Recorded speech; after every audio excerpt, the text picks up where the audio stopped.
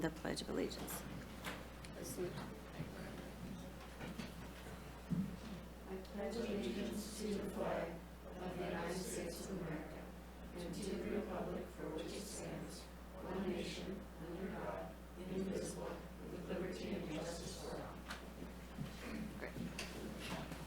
All right. And could we have the roll call, please? All right. Good afternoon, committee. Mr. Cole? Present. Ms. Miller? Present. Ms. Trent? Here. Ms. Campbell? Here. Chief Robertson? Present. Mr. Fierabend? Here. Mr. Bronco? Present. Ms. Long? Here. And Ms. Titus? Here.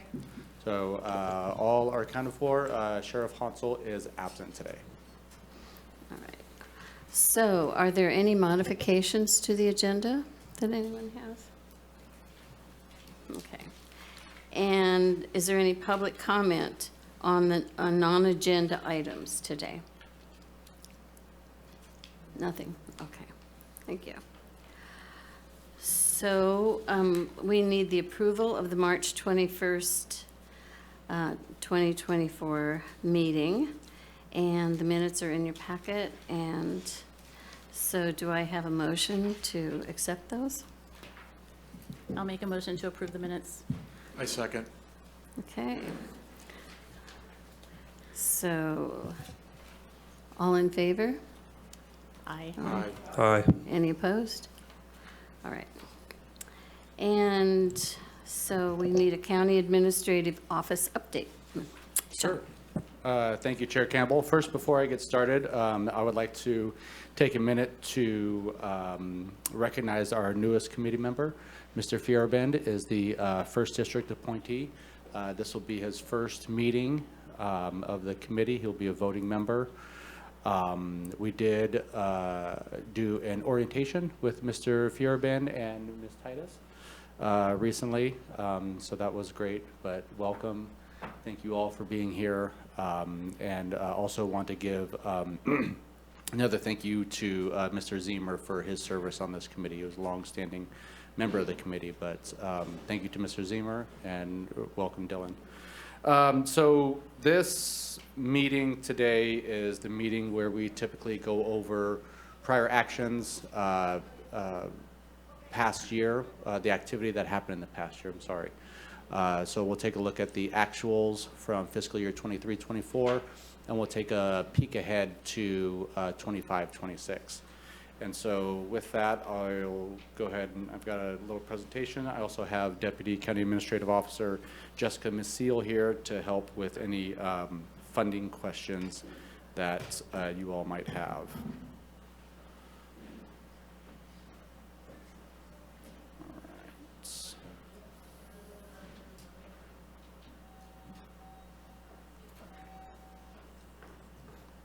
Okay. All right. So, do you want to take over? Okay. This slide that is here shows what the estimated year-end fund balance for fiscal year 23-24 is $6.7 million. You'll notice a lot of zeros there. Typically, when we do presentations or we report out on any kind of funding figures, the more zeros that you see represents the amount of kind of clarity we have on the situation. So a lot of zeros means that there's still things that might be up in the air. There's still activity that's posting to fiscal year 23-24. So that's our estimated year-end fund balance, 23-24. Remove the reserve that this committee did a phenomenal job of kind of spearheading. We're looking at about $5.8 million that was available for current year, 24-25. 24-25, we adopted revenues estimated at $13 million flat. Again, a lot of zeros, a little bit of uncertainty. Total spending for fiscal year 24-25 is $17.5 million. If you'll remember, that was including that available fund balance. We had a lot of leftover money from prior years. taking out the carry forward request, that's unspent funding from prior years, that's carried over into this year. We're looking at about $1.2 million that could be available for this committee to recommend in fiscal 25-26.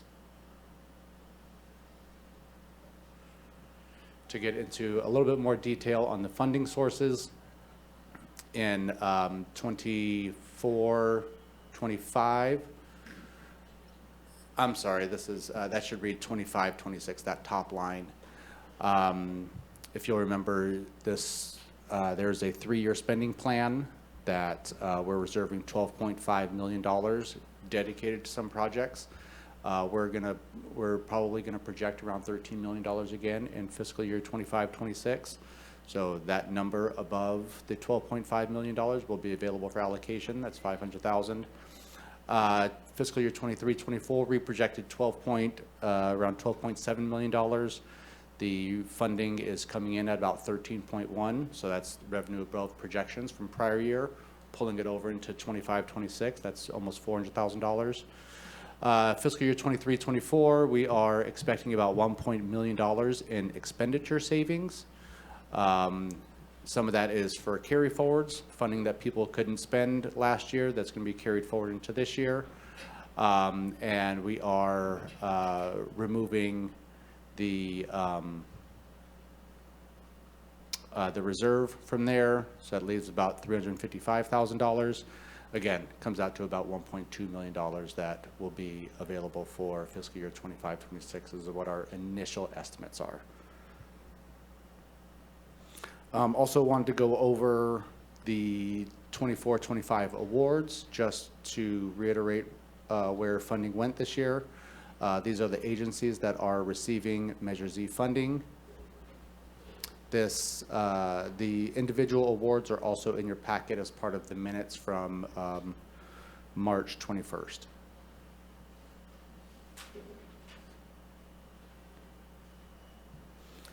As far as the 3-year spending plan, just to kind of level set with this committee, these are our community partners or agencies that are outside of the county. These are the base allocations that we are looking at for this 3-year spending plan. Kamau Ambulance or Kamau Medical Center will receive $325,000 a year as a base level. City of Fortuna, $200,000 for the DTF agent. The fire chiefs will receive around $1 million per year for the next 3 years as a base level. And Star Ambulance that serves Highway 36 will receive $137,500 per year. These are the allocations on the county end.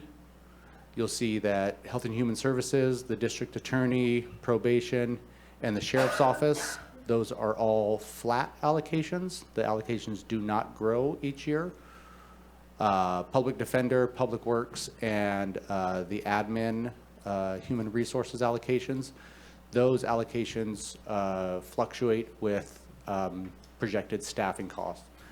That is because those individual departments are allocated 4 staff or fewer, and so we wanted to make sure that they had enough funding for their staff. Some of the other departments have 5 staff or more, and with that flat allocation, your projected salaries will probably increase over this funding level, but the expectation is that you can make up that difference with vacancies. Smaller departments have 4 staff or fewer. It's a lot more difficult to make up that difference with vacancies. They just don't have the staff to do that. I did want to talk about, I guess we can move, unless there's any other questions about the look back and look forward. Could I ask, the 18, what was it, 1,800,000 that wasn't spent? Was that right? Yeah. What's that from? Like, who didn't spend their money, or do we know, or how does that work? 'Cause that's a lot of money to be left over, right? Or not?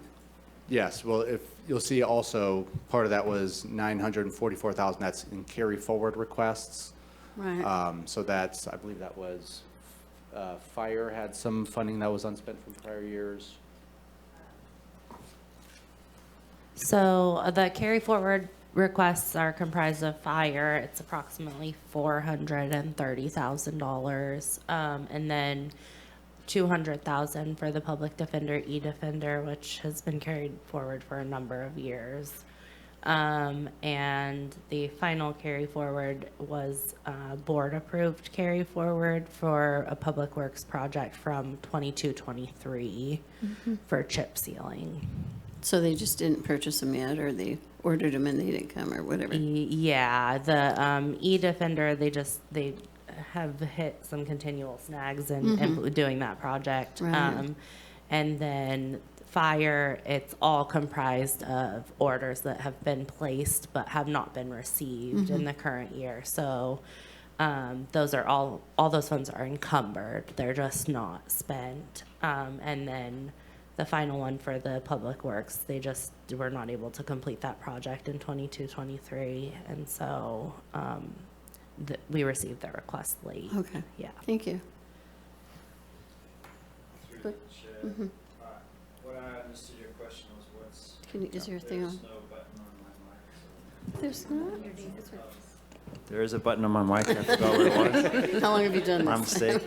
6 years didn't help me with that. I heard Ginger's question being about the expenditure savings, not the carry forward. Did you explain that, or did I miss it? I can explain that as well. Thank you. Yeah. So there was about 650,000 savings in the contributions to other agencies. That's primarily made up of the 430,000 carry forward to fire. Additionally, the Yurok tribe had a request in there, which they ended up not going through with. It was a carry forward from 22-23. So that was about 88,000 that did not get spent, and I believe they've abandoned the request. And then City of Fortuna DTF agent came in under by about $40,000, and they did not request to carry for that forward. Beyond that, there is about 633,000 in savings for the DHHS allocation, which I think was at the request of this with the spending plan and the reduction in staffing. And the other larger one was probation savings, and my understanding is they have just difficulty filling their staffing, and so theirs was about 200,000. Everyone else was fairly minimal savings, less than $50,000. Is that helpful? Thank you. Okay, go ahead, John. All right. So moving on to item F2, I did want to talk about some of the local ballot measures. This has a kind of tangential impact to this committee. The most direct impact would be Measure O, the county's road tax that got placed on the ballot in November. The election reports have come through. The election has not been certified yet, but right now the results are about 61.8%, I believe, yes, for Measure O. This was a 1-cent sales tax projected to raise $24 million for roads and bus service. One of the way that this impacts Measure Z is that for a number of years, roads has been either a high-ranking or the top-ranking project by this committee. And so I know that Director Mattson and the board have expressed a desire for Public Works to not apply for Measure Z money should Measure O pass. And so that would be, if that remains true, that would be the impact on this committee, is that those Public Works, those large ticket items for road funding would likely not come to this committee anymore. There is another piece on that affects the 3-year spending plan that we'll need to sort through. But right now, the $400 and some odd thousand in the 3-year spending plan that's allocated to the brush cutting crew for Public Works.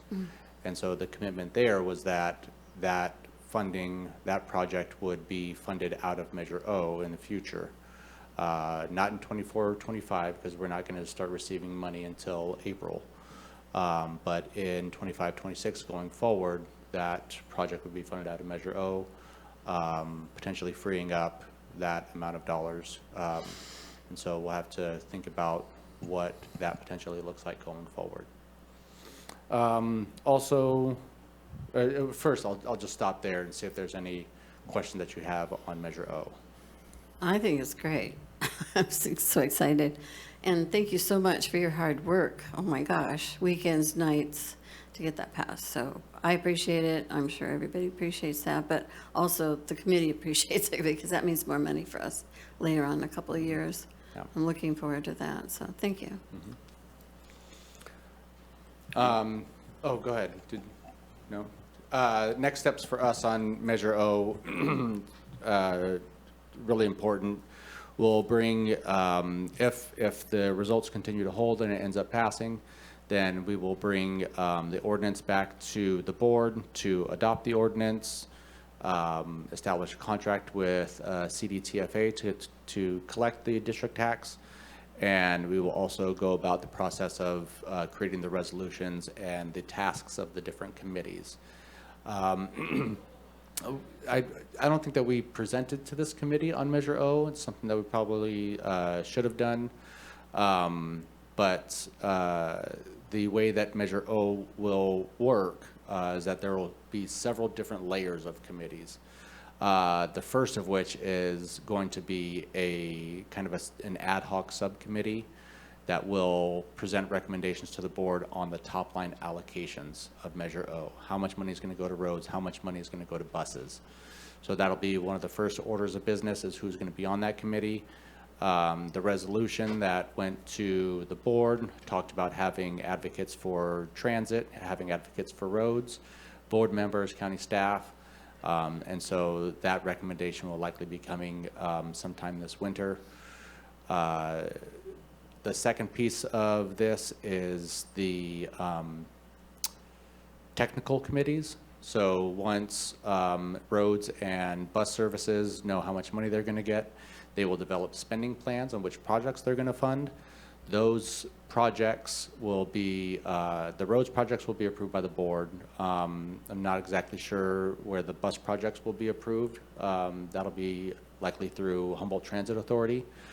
But once those actual project concepts are adopted, the technical pieces of those plans, exactly how you get those things done, will go through the Humboldt County Association of Government technical committees. They have these committees already set up and formed, the Public Brown Act committees, to talk about exactly how these projects will be carried out, so that these, when these public works projects come through, they can say, hey, we're going to build a retaining wall here, we're going to do a chip seal, XYZ.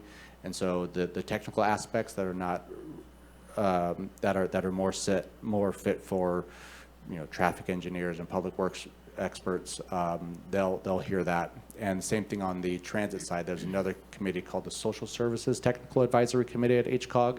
They'll do the same thing with those transit projects. That's the second layer of committees. Finally, on the back end, once all this funding has been spent, the county's audit committee that is chaired by the elected auditor controller and elected treasurer tax collector, they will publicly report out on where all of this money has been spent. So, like I said, several different layers of committees, a lot of reporting. These are all publicly noticed Brown Act committees, except for that first ad hoc committee that will go through and determine or recommend the top line allocations. So we've got a lot of work ahead of us now, but it's really important work. It's really important that we do this the right way. I will say, we did about 60 community presentations on Measure O, Public Works. Bob, all of your staff worked incredibly hard on this. We did hear a lot of feedback about Measure Z and how transparent the process was. And so we want to carry that tradition on and even build upon it where we can. So the work that this committee has done definitely influenced Measure O. And so I want to thank you all for continuing through this sometimes bumpy process. It's really created an impression on the community, as far as I can tell. It really created a lot of trust in the community, and we can see it in the results. Having a sales tax pass at 62% countywide, that technically goes to the general fund, and that involves a lot of trust. And so the trust that this committee has helped instill is, I can't thank you all enough for that, and it's a really big responsibility, and you guys have answered the call year after year. There are some other local election results that, again, are related to Measure Z and that this committee should just be aware of. Measure O in the city of Arcata was a new 3/4 cent sales tax. I believe part of that sales tax is meant to fund the juvenile diversion officer. That application comes to this committee sometimes. There's also a bunch of other services that are involved that were called out in the city of Arcata's sales tax measure. Measure L, city of Trinidad, that's a sales tax renewal. Measure P for the city of Fortuna does not appear that it is going to be successful. Measure D, Neeland Fire Protection District, is a parcel tax. That looks like that's going to pass, about $58,000 a year. Measure E, Peninsula Fire, looks like that's going to pass, $33,000 a year. And Measure M was Arcata Fire. They had a measure to just increase their appropriations limit so that they could spend the revenue that they are getting. We'll also mention in March there was an election with the Fruitland Ridge Fire Protection District, another parcel tax that passed.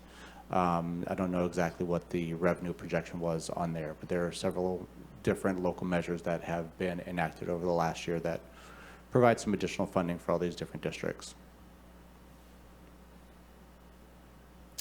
And with that, that is all that I have, Chair, for my items. So, it is that time of year where we need to select a chair and a vice chair starting in January. And so I am not going to want to be the chair again. I like being on the committee, but I think it's time for someone else to have that opportunity. So we need a nomination for chair and vice chair. And I would like, I can nominate, right? I would like to nominate Tammy Trent. She's been the vice chair for 2 years, but she's also attended every single Measure Z meeting for 10 years since it started. She hasn't missed maybe one meeting, maybe you were sick. But she knows it backwards and forwards. She has the history behind her. She understands, like my old boss used to say, how the cow eats the cabbage, but she really does know the stuff, and I would trust that she would continue to, know what she's doing and to understand how this all works. So I would like to nominate Tammy for chair. I'll second that. Okay, thank you, Bob. So do we vote on that? Sure, you could Okay. vote for chair and vice chair separately, or you can nominate a chair and vice chair and then vote on that. Well, let's just vote on this now. So all in favor of Tammy being our next chair, please say aye. Aye. Opposed? Okay, great. Yay, oh, lucky you. Call me. Okay, and so we also need a nomination for a vice chair. I'd like to nominate Nicholas Cole. Okay, good choice. Would you be willing to accept that? Yes. Okay.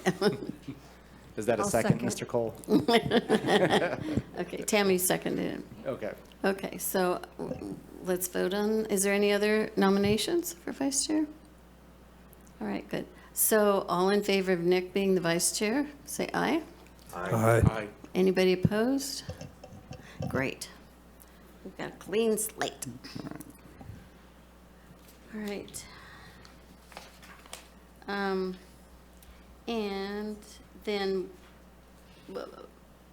so we have the proposed fiscal year calendar. Oh, do we want to take, we should probably take public comment on the chair and vice chair. Really? Yes. Okay. Anytime we take an action, we should Okay, take is there any public comment? There, we have 10 people on the Zoom right now, Chair. Sorry Oh. about that, yes. Oh, okay. So, We have no one in the Okay. queue. all right, great, thank you. So that's clear. Okay, so we need to move on to the proposed fiscal year calendar, which is in here, right? It's in your packet. And it's not different, oh yeah, it's not different than we've had in the past. If there's anybody that wants to discuss this, we can. And so Dylan, you'd be the only one that wouldn't be really familiar with this. It's very, just for the public knowledge, it goes really quick. Like January we meet, February people get their applications, and then we turn it, we go through and they turn them back in, and then we have our first, second, third, fourth meeting. Sometimes we get through in 2 meetings. We've gone as long as 4 meetings. So although this is all, I would put it on your calendar just in case it goes further. But with such a small amount this year to give, I'm feeling like it's going to go pretty fast. Probably get it done in the first meeting. All right. So does anybody have any comment on the calendar? Changes, additions, corrections? I do have one thing I'd like to maybe bring up and see if we can work in. We're in the second year of this 3-year spending kind of program from the Board of Supervisors level. I see that as, the next year we come together on this will be the last year of that. I'm curious if we as a board feel that we want to make a statement or recommendation to the Board of Supervisors about what happens after that 3-year plan is done. Oh, the 3-year plan with the agencies? Yeah. Uh-huh. And I wanted to see what was the appropriate way for us to have these discussions and how we want to bake them in. Okay. Do you have a recommendation?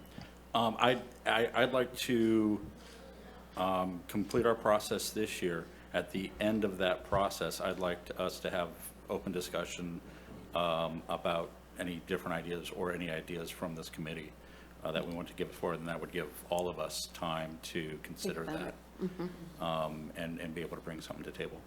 Okay. And we probably will have more money next year, right? Or It's not? tough to tell. It's tough to tell right now. Okay. All right, does anybody have a comment on that?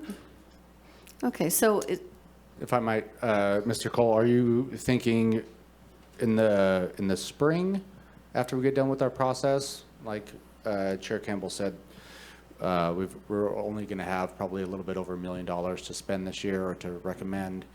Likely we'll get done in a couple meetings. Are you thinking sometime in the spring to have that discussion, or?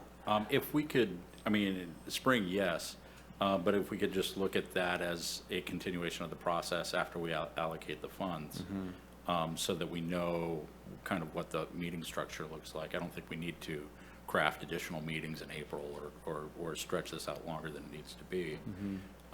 But just to make sure that we have a venue to talk about that with enough time for us to really come together with a committee a statement or a committee process rather than kind of addressing it as a reactionary. The other piece of this is the public works allocation. And, this committee has made a statement that it wants to ensure that the ongoing funding is split between county departments and outside agencies at roughly a 70-30 clip. 70% for county departments and 30% for outside agencies. So I don't know if this committee wants to weigh in on where that $400,000 should go, because you've said broadly, okay, county, don't go above this number, this 70%. Make sure you leave 30% for outside agencies. That $400,000 that will be available, if the board decides where that goes and it remains within the county, it wouldn't affect that overall split. So I don't know if the committee wants to weigh in on where they would like to see that $400,000 go or not. Okay, Dylan? I think that, I realize I'm the new kid on the block here, but we shouldn't totally close the door on leaving it where it's at, because your Measure O presentation, I think, would be beneficial for everyone here to see it, because I know in part of that presentation, you're talking about 500 million in road work that will be failed in 10 years, right? Well, we're estimating 24 million on Measure O. 10 years, clearly we're still short. I understand that other avenues of making money to go towards roads, but there's also other, that 24 is not just going towards roads either. So for voter confidence and showing us proof, showing the voters proof that yes, this money is going towards roads, it's a big county. So there's gonna be a lot of roads that are fixed that no one will ever be driving on that doesn't live in that specific area. So I think knowing that we have 500 million in failed roads in 10 years, and knowing that 24 million a year for 10 years is not going to cover that, and it's not just going to that it might not be a terrible thing to leave the possibility open to continue to funnel more money to get that done, to show people that we are following through with what the measure was for. So that could be one of the things that we discuss when we do this, to put, so it sounds like we would send a letter to the board and say, these are the things that we've met about and that we feel the money should go for, this is how we feel about it.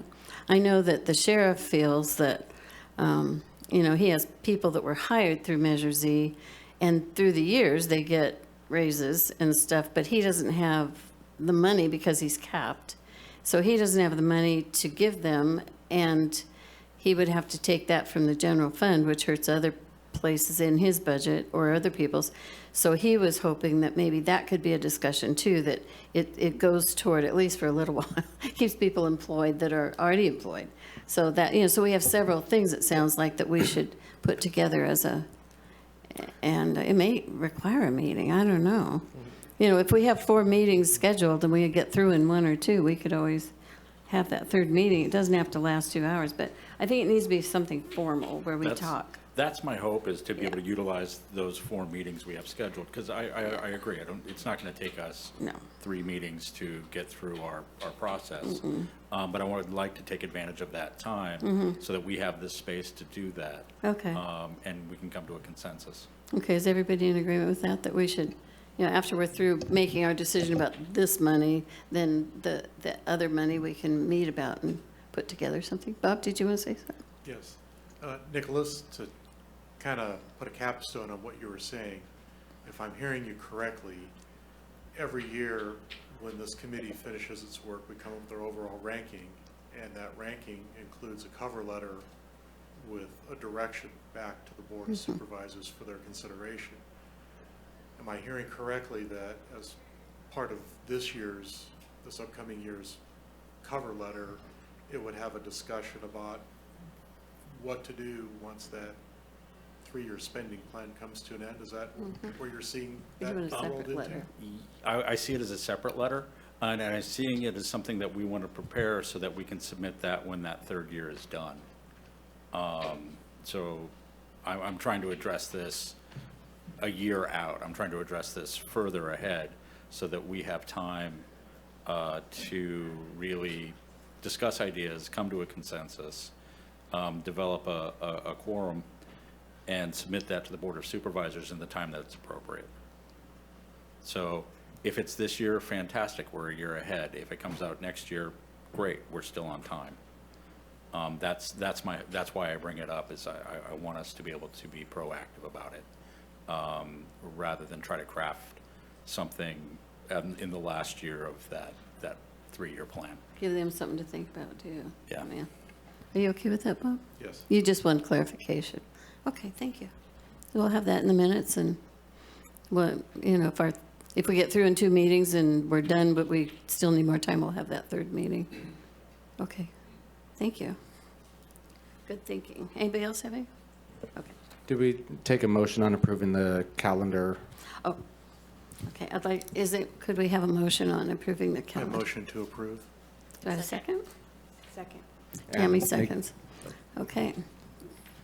Public Tim. comment too, Chair. Oh, is there any public comment on our calendar?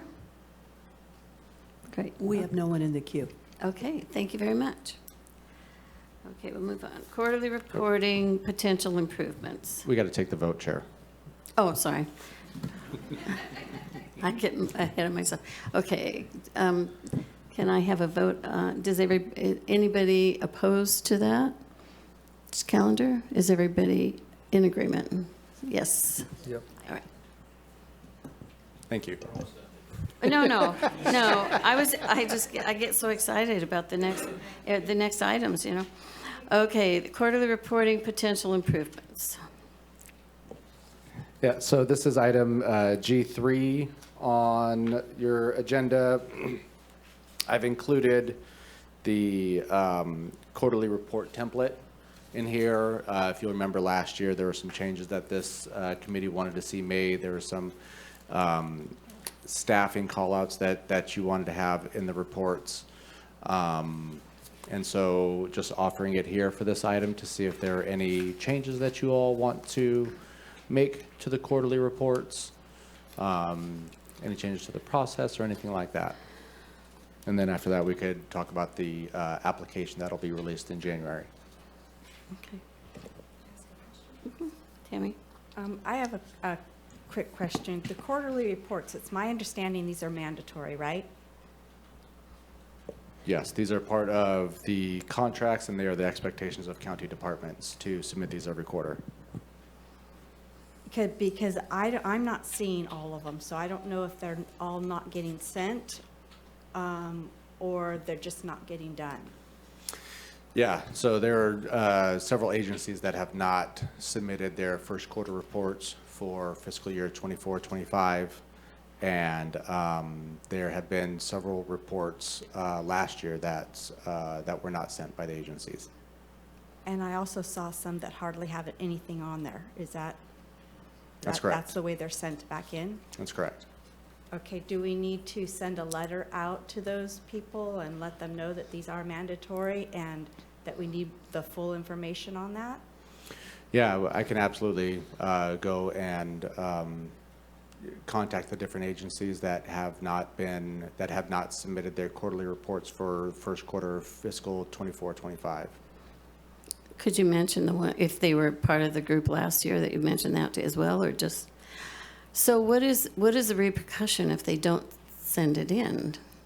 I mean, if it's in the contract, then what happens if they don't submit it? So it's a condition of their contract, and if ultimately, if they did not comply with the terms of the contract, then their payment is not, their allocation is not, doesn't have to be honored. There would be a lot of steps in that process. So it's not honored that quarter or for the whole year? It would depend. We've never gone through with holding up anybody's funding. There are a lot of conditions within the contract. There's reporting on, what kind of public communication are you doing on Measure Z? A lot of other conditions that are in there that, frankly, is just difficult to try to enforce. It takes time to do that stuff, and we just haven't gone through to do that and enforce some of those things. We do as much as we can, but we haven't enforced on anybody yet. And I don't think that we necessarily want to, right? We want to make sure that we get this information from departments and agencies that are spending this funding, but we don't want to hold up anybody's funding. Yeah, we haven't taken any of this to the nth degree on any agencies. I think if you just reminded them that, that these are mandatory and send them in, I think they would send them in. Yeah. Mm-hmm. I I can certainly do think that. we need to be, as a committee, in my mind, that we need to be good stewards of this money, and we need to know where the money went, you know, what was it spent on? And I would like to see inventory. I know anything over $10,000 has to be reported to the state, and I'm not seeing inventories on some of these agencies. It's not my job to tell them how to spend their money, but I'd like to know where it went, because these are public documents that anybody can access. And there are people in the community that do access this stuff, and they're going, wait a minute, you know, what about all that money? Where'd it go? And if I, as a committee member, can't answer that, and I call Sean, and he says, well, you know, it kind of went here, it went there, I'm uncomfortable with that. So I would like to see in your letter or whatever, maybe send out a letter to everybody for this new year, and underline or highlight it, that we have to have those quarterly reports, and they can't just be see below, see below, see below, or see attached and then there's no attachment. I mean, that's not good for me. I feel like, you know, being on this committee, that I have an obligation to the public to be transparent, but also know what's going on, especially when some of these agencies get quite a bit of money. So I would hope that this coming year will be more successful on getting quarterly reports on a timely basis, you know, maybe getting some inventory on where some of this money was spent, so that I can feel more comfortable, and you probably would all like to have that information too. So maybe a letter along with their, I know they sign a contract, but maybe a letter, a separate letter talking about quarterly reports and inventory. I would like to see that myself. Yep, can do. Quick clarifying question. For the quarterly reports, are they required by all agencies and departments receiving Measure Z funds? Yes, Okay. So it doesn't matter internal, external? that's correct. Okay. Bob? Is there something the committee may want to do when we start evaluating applications in the next go-around? Right now, we have a litmus test to decide if an agency is eligible for funding or not based upon the merits of their project. Does it qualify for Measure Z funding? And I'm wondering, should the committee look at asking a second litmus test type of question? If the agencies previously received funding, have they supplied all the required quarterly reports in a timely manner? Completed You mean to- that would be on the application, just ask them? Have you submitted all of your quarterly reports? No, not in that sense. Okay. It's something that the committee asks, just like Okay, we look at an application. Okay. Someone turns an application in, and the first cut is, we've got they're not a eligible. list of, Yeah, we have a list of I don't think 8 or it's 9 on. categories Oh. that we're seeing if this application fits the intent of Measure Z funding. Mm-hmm. In much the same way we're looking at seeing if a project fits Measure Z funding, we're also now holding an agency accountable. Did you go ahead and turn in the reports? Were the reports substantial, or were they a blank form turned in on time? 5th grade, I remember. Yeah, I agree. Yeah, could we do that? Have that be part of our process? Part of your ranking process? Yeah, just have it written down somewhere so that we remember to do it. I think we should. We've given a lot of money away to some of these agencies, and we have not much accountability. So I think it would be good just to get some feedback. I'd like to kind of jump in on that one. I like that idea, but I also think us telling our applicants that simply that we're doing that as a metric may instigate them to begin to getting their reports on time. If we follow that path, I think I would like us to start with recording that data before we do anything with it. And then if we start seeing trends that are concerning, then we make a change to begin to include that data in our process. Okay. And that would, I think, give the agencies and the departments time and motivation to participate voluntarily. Okay. All right. Bob? That was exactly the intent of it, was that an agency would know that they're going to be Right. held accountable. And I don't want to create a situation where there's not a path forward for someone. That if an agency perhaps hasn't been as consistent as they should have been, as long as they get their reports in prior to the funding or the start of our process where we're asking the question, it would seem to me that those agencies could be considered eligible moving forward, that they have met it. They just might be slightly tardy for not being where they should be. Right. But we don't want to, No, we're exclude not trying to be mean, but I just want to be knowledgeable, you know, about what's going on, because people, I'm sure people ask all of you, you know, what's going on with Measure Z, what about this, what about that? So I like it. Okay, so we'll just do a light, you know, please turn your quarterly reports in. We do read them, the public reads them. Maybe they don't even know that the public have access to them. Sometimes they don't. You know, they don't know those things. So let's be clear with them, okay? Is everybody okay with that? No? Okay. All right. The next item, and I since still we're, have, oh, go ahead. we didn't talk about whether we want to change this summary report. That's was our agenda item. 2 and 3, I think, can be combined. I've seen so many reports that say on number 3, see number 2. I think that question could be changed a little bit so that it's just one question. Maybe something along the lines of how many people have benefited and been served from the enhanced services, rather than 2 separate questions that are almost the same. Can you say that again, Sue? I'm sorry, I was trying to find the page you were on. 2 and 3, one says how many people have been served and how, and then it says who has benefited from the enhanced services. It's almost the same thing, how many people who has benefited. So my recommendation is something like how many people have benefited or been served and how. Something along those lines. I've just seen so many reports that say see number 2 or see above. It's like, so.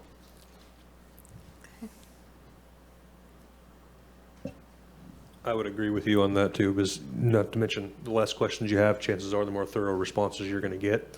When people open up a questionnaire and there's just nothing but a litany of questions, you're like, oh, man. So the more we can, you know, consolidate, the better responses we'll get. Okay. To remind me, is this quarterly report as well as application all digital now, or is it all, that is? Yes, And both it's of them PDF are, fillable or a Google Sheet, or, yeah, both of them are Both of them. fillable, yep. thank you.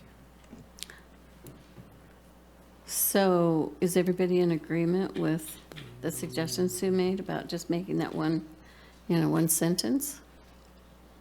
Okay. It's not something we need to vote on. Okay. Can you do that for us, please? Yeah, is there any other changes that you'd like to Any see other to the changes, quarterly additions, reports? corrections? All right.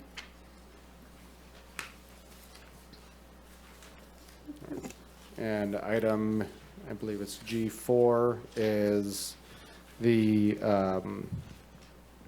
proposed application packet for 25-26.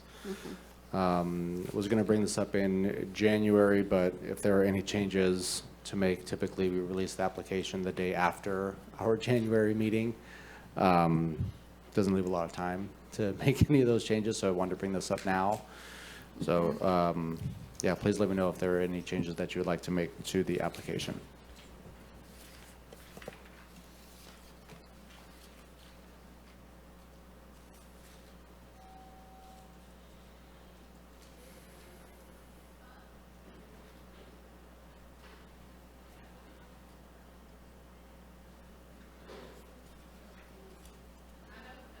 You're going to fill in the X's, right? It says, I'm just going to leave them and make them guess. we'll make them guess. Yeah, there may be some technical things on here that could change by the time these applications Yeah. go out, and I'm just I would getting just it make back. those changes. But if there's anything substantial, big questions that you want to ask, that would be the time this would be the time to have that discussion.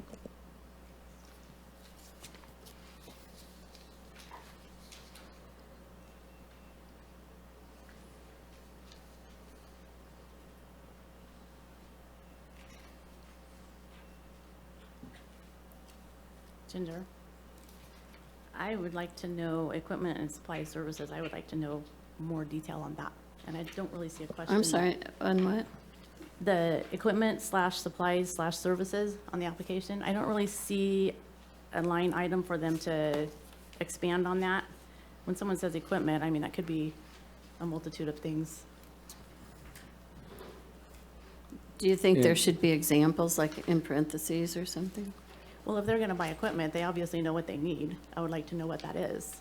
Right, oh, okay. Kind of like starting the inventory that you were talking about. I believe that goes on the budget worksheet itself. Does it? Yeah, But- and that's pretty detailed, what the request is.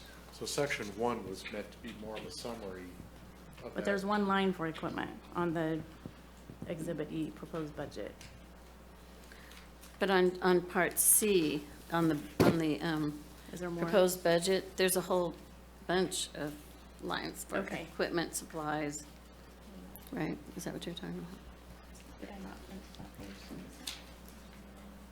May I Oh, I don't kind of think I have try that to page in my paraphrase maybe so I understand the question that they're going after?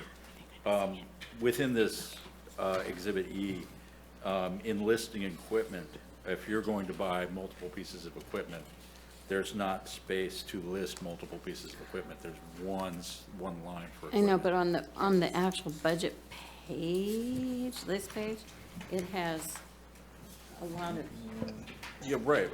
But it's- oh, one line. Does the sheet expand? Yeah, Yeah. it's an Yeah. Excel Yeah. spreadsheet, Yeah, so it's a you can spreadsheet. add Yeah. anything you want. I think that's the point of confusion. This is the just point of an question. example. that's printed And that out. was why you asked about the digital and all that too, so, yeah. We should go in and fill one out ourselves so we can see, really, I mean, it's like, I think we should all go in there and name our company ABC or something and see how hard it is. But, good information, yeah. Okay, that's what I was looking for. Okay, thank you, Sue. Is there any other changes or additions or corrections? No? I don't have any of those. I did have a question, maybe it would be more pertinent for the January meeting, but just a discussion or consideration of how the committee wants to deal with multiple requests from the same agency. For example, last year, we had, I think, 6 from Public Works, and then we had to rank them. Do we want to consolidate them or leave it as it is, and we can pick which ones are more important? For example, with that applicant, they gave us their top 3 priorities, so we just went with that. Mhm. It's just a point of discussion. I'd put out that due to the limited amount of funding available, the most options that we have to prioritize a diversity of applications, I think gives us the best use of the funds available. So if we start grouping applications together, I think it will limit our flexibility to support more than 1 or 2 agencies. And to tie into that, I think there could be a problem with an application where if you had 3 applications all combined into one application, if one of those applications was extremely weak or perhaps distasteful to the committee as a whole, then that could tank the other 2 applications that might be strong and have merit, because it gets tainted with a third one that has very little likelihood of being recommended by the committee. So I think keeping things separate can be helpful for applicants in being able to have certain projects that are really strong move forward and not necessarily be tanked along with everything. If it's Right. all in one. We used to actually, back in the day, we used to get applications that were just one, and then it would just say A, B, C, D, and then we'd have to ask the agency, like, well, which one is most important? And I think at one point, we decided it was easier for us to let them determine, and they say, like Tom, he'd say, well, we really need this, so that would be my first priority, blah, blah, blah. And other agencies have done the same, so I think that's why we separated them in the beginning, after all that, but. Taking on that theme, and this may address where Nicholas might be wanting to go, if on the application, if an entity is gonna turn in multiple applications, maybe there should be a fill in the blank spot for priority number, and then applicants can just prioritize them, and that way, when it's turned in, we already know what their priorities are. Okay. So you're talking about the Fire Chief Association though, right? No, Oh. I'm just being general. I mean, Oh. if you're saying it's better for them to be separate, the counter is, but you asked the 42 fire districts to consolidate Yeah. them several years ago.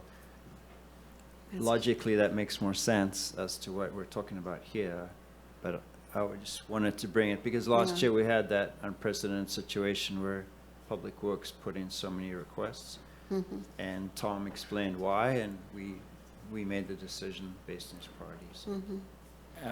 And I appreciate that. I was thinking about the Fire Chiefs Association as we're talking this out. It may create a situation where it would incentivize them to break up their application into multiple submittals. And I don't want to create that. I don't want to create that system. So it makes me kind of lead the question to, do we want to put a cap on applications per department or agency?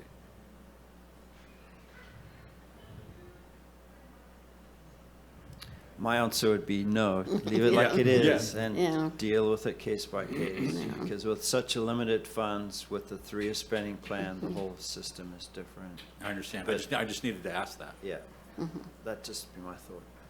Okay. So is there any other discussion on this? I have a question that you possibly could know the answer to. With I think there was 3 fire departments that actually got tax measures passed this year that will help that fire department. Will that reduce the fire ask at all? I don't know specifically. Arcata, for example, increased their appropriation so they can get the full revenue that they're entitled to per their tax measure, but the majority of their funds go to salaries and benefits. No Measure Z goes to that. Neeland, I don't know what their need is for that. I would assume it's capital because they don't have employees. That's the Peninsula District. I don't know what their need is. So could it have a potential effect? Yeah, I think that's the question to ask the fire chiefs when they present the application. And because, yeah, if we're asking the public as entities for additional taxes and the public is already paying Measure Z, then we should be expected to justify what we're spending our money on. Otherwise, why are we asking for more money? Thank you. Okay. Is there any more discussion? Just if I might kind of add on to that, Chief, on the elections page, on their webpage, they have each of the resolutions for each of these measures that talks about the intent of what, Neeland and Fruitland Ridge, all these other places what the need is for the tax measure. So might give you some insight into why they put that on the ballot. Okay. Is there any public discussion? Anybody? Wait. Okay. Thank you, Chair. No. Okay. All right. So we don't need to vote on that. And that brings us to item G5, which we talked a little bit about on the quarterly report, but if there's more I understand that there's just a lot of equipment that's been purchased with Measure Z over the years, and like you said, with the quarterly reports, it's difficult to track kind of globally where a lot of this equipment has gone, and so I understand that there's been some desire to have some reporting on where some of this equipment is, if it's still in service, has it gone away, where is it located? But I'll leave it to the committee to discuss a little bit more about the need for this agenda item. Well, I'm probably the one that brought it up, but I just feel like, if some agency orders a lot of stuff and then does it go out of date and then they order more, what happens to the old stuff? And do they need more? Is it just everybody gets the same thing? Or, the inventory thing is important to me because it seems like there should be a spreadsheet somewhere that says we've got this, this, and this, but apparently there isn't. And so I'm hoping with the quarterly reports that people will be incentivized to say, you know, we bought a $10,000 whatever, or we got a $25,000 something or other, just so it's showing, you know, where some of this money's going. It's not just going to agency A or agency B or C, you know. So Ginger, is that something we could add to our quarterly report form? What, an inventory request? I don't know. I don't know how, what do you think? I mean, that's a lot of work, but it's also, I mean, like, ask anything over $10,000, we'd like to see what it is. I don't want to know people's bought pencils and pens and paper and stuff like that, but some of the bigger items, I think it would be good for us to know. Well, a quarterly report, if they're doing it quarterly and then they do it as they buy the equipment, it shouldn't be that cumbersome. If you just put something in here that says, please list all equipment purchased that exceeded $10,000. Yeah. Not to mention, not requesting any of their tax information, but it does go on a depreciation report. So there's a list of all their items. All they have to do is pull that list up, type it out into a spreadsheet with the denomination, and you're done.